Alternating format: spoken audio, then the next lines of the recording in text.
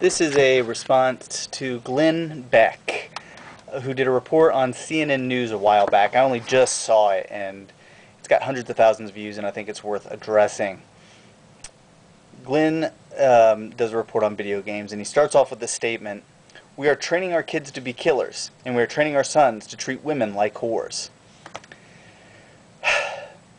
If as a parent, you don't have the foresight to teach your kids the difference between right and wrong, if you don't have the decency to teach your sons how to respect a woman, and then your kid sits in front of a television and watches violent movies, plays mature-rated games, or downloads and listens to vulgar music with or without your permission, don't blame the media that you think had a negative effect on your child when they commit a crime. Blame yourself. You failed your child. You've committed a massive parental blunder. You should be brought up on charges of neglect and endangerment. Video games do not teach your kid, you do. Instead of sheltering them from the things that they may see in a movie or video game, most of which can all be imitated in real life because real life can be just as vulgar and violent as any video game out there, you should prepare them to be members of society by teaching them the difference between the reality of society that they will someday be a member of and a video game. Then Glenn says, killing each other is not a natural human instinct. Lies. Our ancestors hunted and killed for food and land. They fought wars over everything from religion to oil today. And look what we did to the Indians. Humans have raped, pillaged, stole, committed every other atrocity you can think of long before OXO came out. That was, for you who don't know, the first video game. It was created in 1952. Our greatest wars and religious crusades were fought before video games were ever conceived and left hundreds of thousands dead. For thousands of years of civilization, killing is a huge part of human natural instinct, and video games were absolutely no part of it. The greatest and most notorious killers in human history committed their crimes before the conception of video games. Adolf Hitler, Hermann Goering, Karl Adolf Eichmann, Vlad Tepes, Jack the Ripper, Albert Fish, H.H. Holmes, so many more. You know what, for that matter, most of the notorious killers since video games were created weren't gamers either. Jeffrey Dahmer, Ted Bundy, Richard Ramirez, John Wayne Gacy, Wesley Dodd. I mean, there's too many to name. What made them killers? It wasn't a video game. Glenn talks about simulations like human silhouettes being used in the military to train soldiers and how it makes them better killers. Compares that to video games. And then at the 4-minute, 1-second mark, he says, "It took 75 years and countless of billions of dollars to train our soldiers to kill. Today, $60 buys your kid the same thing."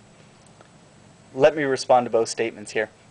This is pure propaganda, spoken by someone who's obviously never been in the military or been trained to kill.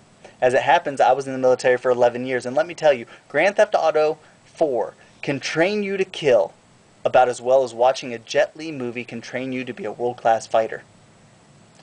This man sees fit to bait and scare you through misinformation, drawing baseless parallels to dupe you into believing that one has anything at all to do with the other, when in fact it does not. The fact is that soldiers today have been better conditioned to killing by their instructors, not just by shooting at human-shaped silhouettes, but through better training methods and tactics that have improved over the years. Today's soldier is better trained than soldiers of the past and is therefore a more efficient killing machine. In the Revolutionary War, it was standard procedure for soldiers to stand out in the open and fire their weapons.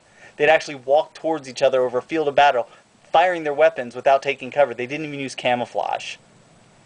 So yes, our soldiers' ability to kill has improved, and games have nothing to do with it, just like they have nothing to do with turning civilians into killers.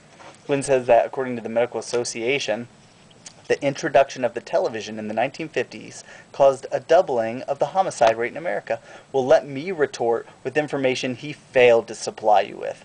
Fact. According to the U.S. Bureau of Justice Statistics and the Federal Bureau of Investigations, in the last 18 years, since 1991, the violent crime rate, homicide rate, property crime rate in the United States have all decreased at an average of 40% each. The homicide rate, in particular, has decreased over 42% since its peak in 1991.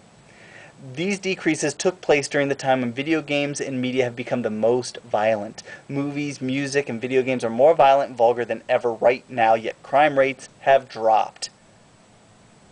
Explain that. When I was learning to fight as a kid, I had a punching bag to simulate hitting another person. That's more interactive than anything any game offers. This didn't make me more prone to hit someone else, and in practical application, no matter how many times I hit that bag, it was nothing like the real thing. But when I trained against other human beings, when I sparred, when I was hit and I had to hit back, I really learned to fight. In turn, if a kid plays America's Army, which is made by the Army, and it's far more realistic than Grand Theft Auto 4, the kid will learn how to play the game. He'll benefit in the area of hand-eye coordination. But until the kid is in the field and deals with real soldiers in a real-time situation, holding a real weapon, testing his mental and physical abilities, dealing with the stress and uncertainties of what could potentially be his last moments of life, it's only a game.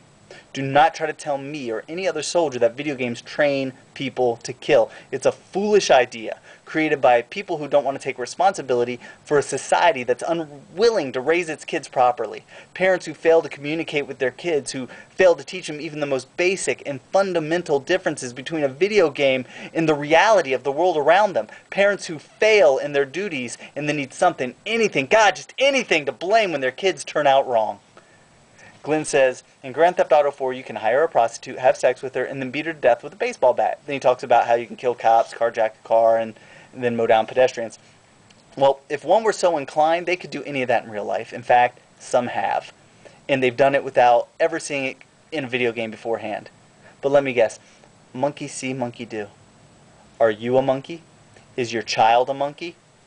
You may be one, and your child will be, if you fail as a parent and neglect your duty to teach your kids the difference between right and wrong, between reality and fiction, and then when they, with or without your permission, sit down with a game that's rated mature by the ESRB, it won't matter. Grand Theft Auto 4 has a label on the front and back that tells parents that the game has drugs and alcohol, strong sexual content, partial nudity and language and all that. It just goes back to something my dad used to say to me, and I'm sure you've all heard it before. If your friends jumped off a bridge, would you jump too? Well, hell no. Because even though I can leap to my death and do a swan dive from 100 feet and land on concrete and break every bone in my body in Tomb Raider, thanks to the lessons taught to me by my parents, I have the common sense to know that if I do it in real life, there will be severe repercussions. Though I grew up on and still play video games to this day, my parents did me the service of being involved in my life enough to teach me better than that. Needless to say, the same applies to killing people, carjacking, hiring prostitutes, and the myriad of other things you can do in a video game or watching a movie. So yeah, our society is training kids to be killers and our sons to treat women like whores, but video games have nothing to do with it. If you want a scapegoat, look in the mirror. In closing, we live in a country founded by men who believed in the freedoms that make America the greatest country in the world. The freedoms we are granted as Americans. Among them, we have the freedom of choice, speech, and expression. Rights that hundreds of thousands of soldiers have died for in the last 230 plus years. Starting with the American Revolution in 1775, when Americans defended this freedom against the largest empire in the world. Rights that Americans earned through hard work, sweat, tears, and blood. Fast forward to today. We actually have Americans who want to take those rights away. They want to determine what we watch, play, or listen to just to suit their own personal agendas. The fact of the matter is this. Gamers will play what they want to play. We will all watch or listen to whatever we like. Game developers will continue to make games of all sorts, some of which may not please these self-serving, holier-than-thou, over-the-top conservatives who are more willing to blame a video game for the failures of our nation's parents as a whole than the parents themselves. They want to blame restaurants for making them fat. They want to sue a company when they fall down. They want to find a scapegoat for anything their kids do wrong because they don't want to have to shoulder that responsibility. They want to blame society when they fail. And I, for one, am not buying it. Are you?